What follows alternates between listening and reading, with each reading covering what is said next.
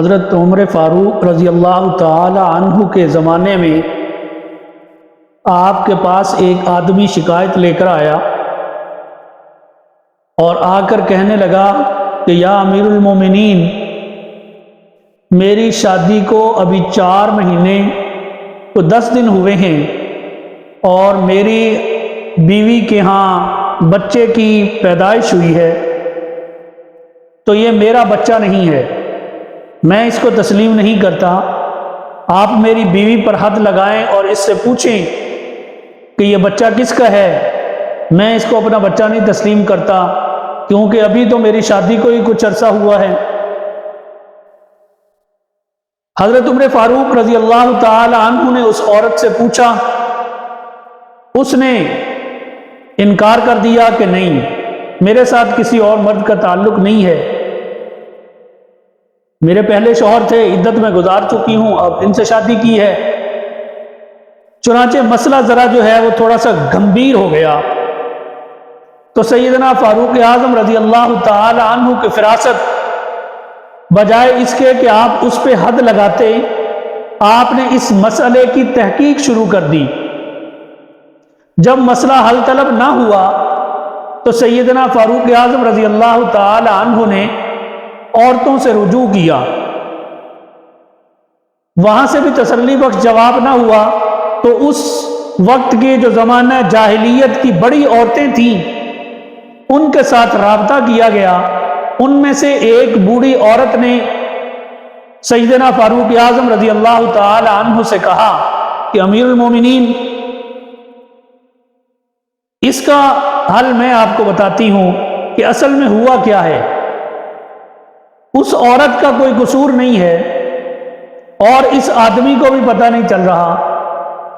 بات یہ ہوئی کہ اس عورت کا جو پہلا شوہر جس دن مرا ہے، اس دن مرنے سے 1-2 دن پہلے اس نے بیوی کے ساتھ ملاپ کیا اور اس کے نتیجے میں اس کا جو قطرہ تھا وہ اس عورت کے اندر رہ گیا، اور جب اس نے عدت گزاری وہ قطرہ خشک ہو کر ایک جگہ جم گیا، چنانچہ یہ عدت سے فارغ ہوئی۔ اس کے بعد اس نے دوسرا نکاح کیا۔ دوسرے نکاح میں اس نے اپنے شوہر کے ساتھ ہم بستری کی، اور جہاں سے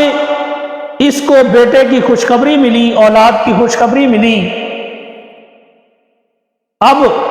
اس عورت کو اس مرد کے ساتھ شادی کیے ہوئے 4 ماہ 10 دن ہوئے ہیں۔ وہ جو پہلے شوہر کے ساتھ اس نے ہم بستری کی تھی، اس کا جو نطفہ اس کے رحم میں جم گیا تھا، سکڑ گیا تھا، جب اس نے اپنے شوہر سے ہم بستری کی، اس کو دوبارہ جو ہے وہ نمی ملی، وہ نطفہ دوبارہ زندہ ہو گیا۔ تو 4 مہینے 10 دن وہ لگائیں اور 4 مہینے 10 دن یہ ہو گئے ہیں۔ اس طرح یہ بچہ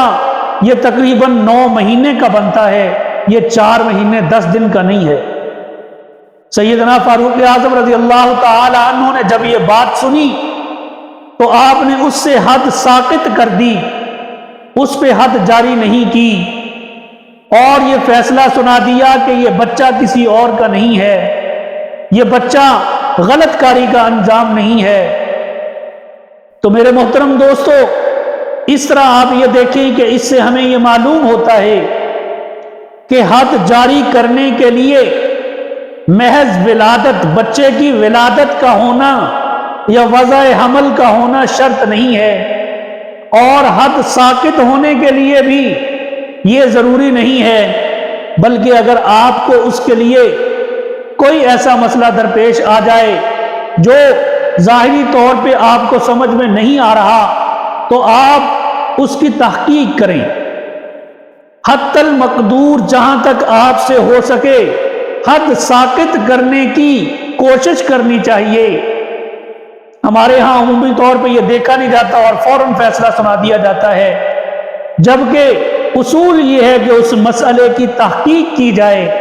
پھر دوسری بات یہ بھی ملتی ہے